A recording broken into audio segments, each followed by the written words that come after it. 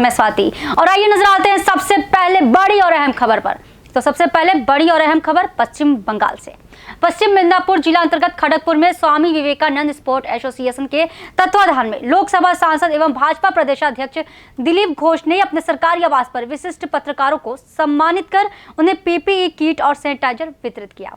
तो इस अवसर पर सांसद घोष ने कहा कि पत्रकार विषम परिस्थितियों में अपने कार्य को अंजाम दे रहे हैं। वे जनता के सीधे संपर्क में रहते हैं, अतः उनकी सुरक्षा को ध्यान में रखते हुए उन्हें यह किट और सैनिटाइजर दिया जा रहा है ताकि वे अपने आप को सुरक्षित महसूस कर सकें। उन्होंने आगे कहा कि ममता सरकार तुष्टीकरण की राजनीति कर अल्पसंख्यक मुसलमानों को बहुसंख्यक हिंदुओं के विरुद्ध भड़का रही है। केंद्र सरकार गरीबों की भलाई के लिए जो भी फंड भेजती है उसका राज्य सरकार दुरुपयोग कर रही है, तो अपने पार्टी का लेबल लगाकर बाजार में बेच रही है। कुछ दिनों पहले खड़गपुर डंपिंग यार्ड में कफन मिलने पर चिंता व्यक्त करते हुए घोष ने कहा कि कोरोना से मरने वालों की तादाद सरकार छिपा रही है। 12 घंटों में कोरोना संक्रमण का सटीक रिजल्ट आ जाना बताता है कि सरकार कितनी लापरवाह है। देखिए पश्चिम बंगाल से दीपक शर्मा की रिपोर्ट।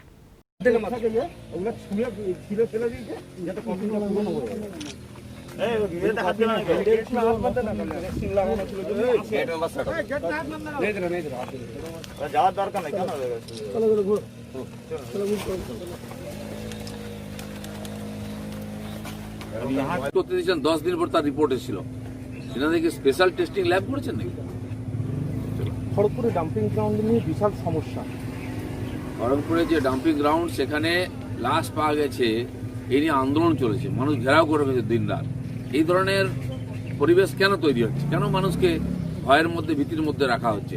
সরকারি বা নেতাদের বা প্রশাসনের উপর মানুষ বিশ্বাস করতে পারছে না। কেন্দ্র সরকার এখানে যতগুলো আমাদের সংখ্যালঘু এলাকা আছে সেখানে জন্য আলাদা ফান্ড দিচ্ছে, প্রায় 300 কোটি টাকার বেশি, 147 কোটি টাকা দিয়ে আইটিআই তৈরি করেছে 39টা, আর 9টা পলিটেকনিক তৈরি করেছে।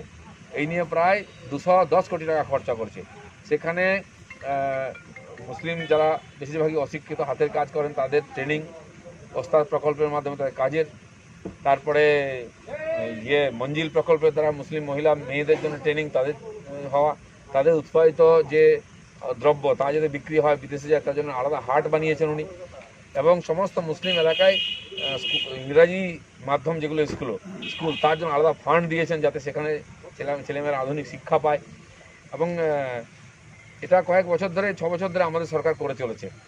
মমতা ব্যানার্জি খালি মুসলমানদেরকে ভুলভাল বুঝিয়ে পেয়ে যান অন্য জায়গায়, নিশ্চয়ই এখানকার থেকে মজুরি বেশি পাবে। 100 দিনের কাজে কত অর্ধেক তো টিএমসি নিয়ে নেবে। তো সেই জন্য পরিযায়ী শ্রমিকদের কাজ দিতে হবে। যদি অন্য রাজ্যে হয়ে যায় তো খুব ভালো, কিন্তু সবাই কাজ পাবে ফেরত তার কোনো মানে নেই। কারণ তাদের বিকল্প ব্যবস্থা করতে হবে। তার জন্য 50,000 কোটি টাকা কেন্দ্র অলরেडी তার একটা প্রজেক্ট করেছে। खबर यूपी के बरेली जिला से। यूपी के बरेली जिला में पेट्रोल डीजल के दामों में लगातार वृद्धि से आम आदमी पर महंगाई की मार पड़ रही है। तो केंद्र सरकार की गलत नीतियों के कारण इतिहास में पहली बार डीजल का दाम पेट्रोल से अधिक हो गया। केंद्र और राज्य सरकार मिलकर जनता से लगभग 300% मुनाफा कमा रहे हैं, जबकि जनता का रोजगार व्यापार इस मंदी के टाइम में कोरोना के महामारी में सब कुछ खत्म हो चुका है, लेकिन केंद्र की सरकार कुंभकर्णीय नींद में सो रही है। उसको आम आदमी की कतई भी फिक्र नहीं है। पेट्रोल व डीजल को जीएसटी के दायरे में लाए जाने व मूल्यों को कम करने की मांग को लेकर आम आदमी पार्टी उत्तर प्रदेश को सभी जिलों में रचनात्मक तरीके से विरोध प्रदर्शन दर्ज करा रही है। प्रदर्शन के दौरान जिला अध्यक्ष जनक प्रसाद व अन्य लोग मौजूद रहे। देखिए बरेली से शाहबाज बेग की रिपोर्ट। क्या मामला है?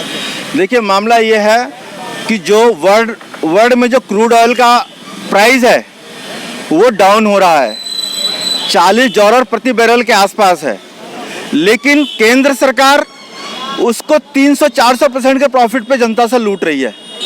जब मनमोहन सिंह की सरकार थी, कांग्रेस की सरकार थी 2013 में, 14 में जब इन्होंने लिया था उस समय जो क्रूड ऑयल का कॉस्ट थी वो $112 प्रति बैरल थी।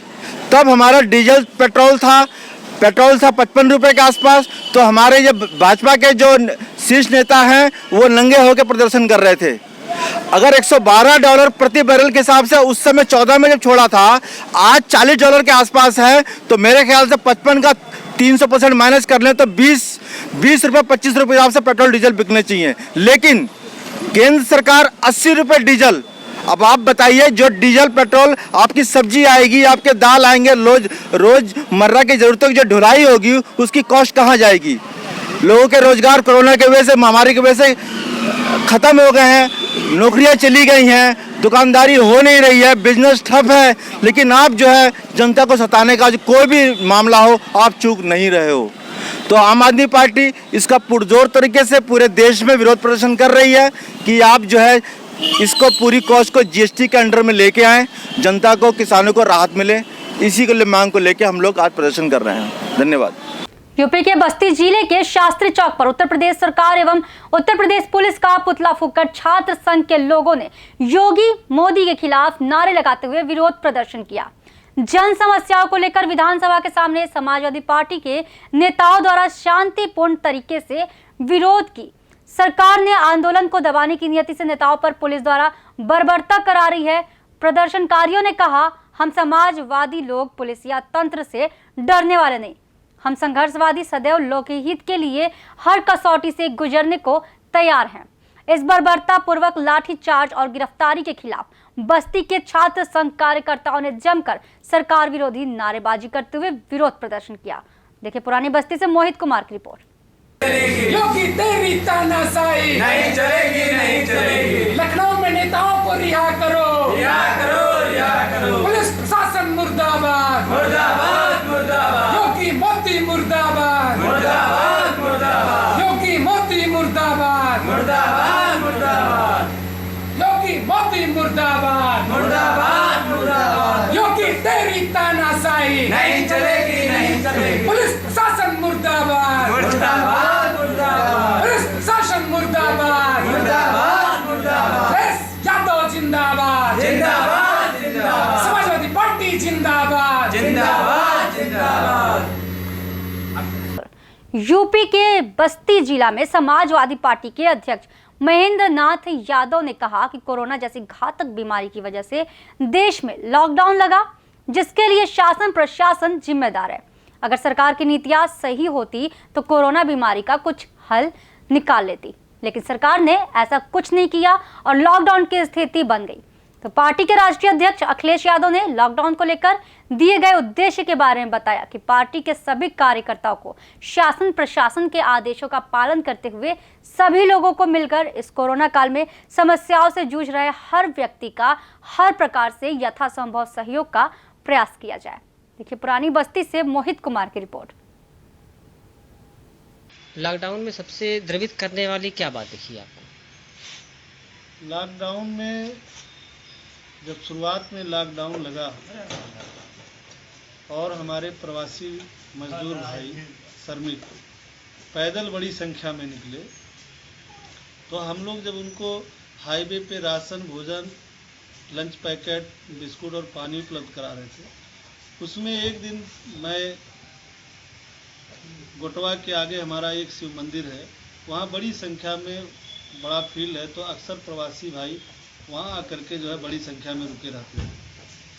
मैं एक दिन उन लोगों को लंच पैकेट और पानी दे रहा था, तो उसमें एक आदमी को मैंने पानी दिया, वो इतना प्यासे हुए थे, इतना भूखे थे, इतना परेशान थे, उनके आंख में आंसू आ गए। मैंने उनसे पूछा कि आप इतना परेशान क्यों हैं, पर चलिए संकट कट जाएगा। तो वो बताने लगे कि सुबह से वो पानी ही नहीं पिए थे और शाम को लगभग बज रहा था, मेरे ख्याल से 3 बज रहा था। हमने पूछा कि रास्ते में तमाम गांव हैं, तमाम कस्बे हैं, आप कहीं भी नल पे पानी पी लिए होते? तो जो उन्होंने बताया वो कहे कि लोगों ने अपने हैंड पाइप का हैंडल तक खोल लिया है। ये लॉकडाउन में हमको ये बहुत द्रवित करने वाली बात थी, ये अविस्मरणीय है, मतलब ये भूला नहीं जा सकता। चलिए ठीक है, शासन प्रशासन के प्रयासों से कितने संतुष्ट दिखते हैं आप? अब प्रशासन के जो है संतुष्टि की क्या है, उनके गलत नीतियों के कारण ही आप स्वयं देख रहे हैं कि देश आज किस मुहाने पे खड़ा है। अगर शासन का उनकी नीतियां सही होती, पहले से दूरदर्शिता दिखा करके कोई काम किए होते, तो आज ये हालत नहीं होता। कोरोना को लेकर के पार्टी की योजना पर कुछ बताएंगे?